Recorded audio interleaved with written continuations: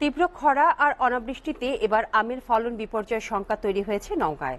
প্রতিদিন গাছ থেকে শুকিয়ে পড়ে যাচ্ছে আমের গুটি।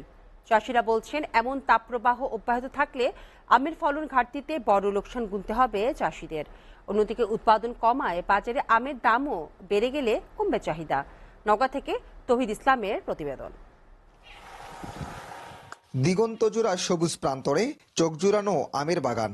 উৎপাদনের পাশাপাশি লাভের কারণে গেল 5 বছরে নওগাঁয় আম বাগানের সংখ্যা বেড়েছে প্রায় দ্বিগুণ।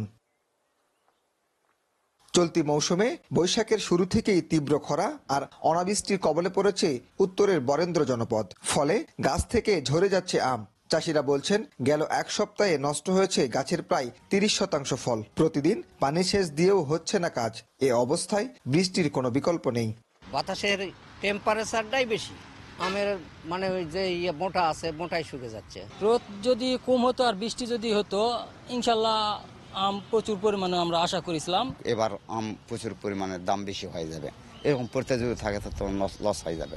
শুধু আম বা লিচু নয়, বিপাকে পড়েছে সবজি চাষিরাও। তীব্র খরায় নষ্ট হচ্ছে সবজি ক্ষেত। পানির অভাবে বেগুন, পটল, লাউ, মিষ্টি কুমড়া সহ মরে যাচ্ছে সবজির গাছ। এরকম খরা থাকলে কোনো ফসলই করে শান্তি হবে না। যেমন আমাদের কৃষিকাজের পটল, বেগুন, এলা গাছ সব নষ্ট হয়ে যাচ্ছে। বেগুন মরে গেছে, কেবল নতুন গাছ আবার লাগালাম, নতুন হচ্ছে, ওটাও খরার জন্য মরে যাচ্ছে। কৃষি বিভাগ বলছে, অতিরিক্ত খরার কারণে শোষণ করার মতো প্রয়োজনীয় পানি পাচ্ছে না গাছগুলো।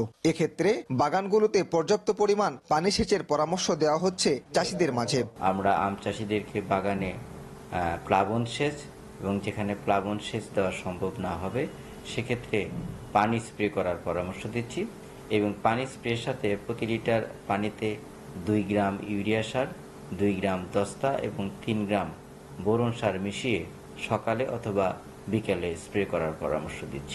চলতি মৌসুমে জেলায় আমের চাষ হয়েছে প্রায় 31,000 হেক্টর জমিতে। অন্যদিকে 6,000 হেক্টর জমিতে করা হয়েছে সবজির চাষ। তৌহিদ ইসলাম, এসএ টিভি, নওগাঁ।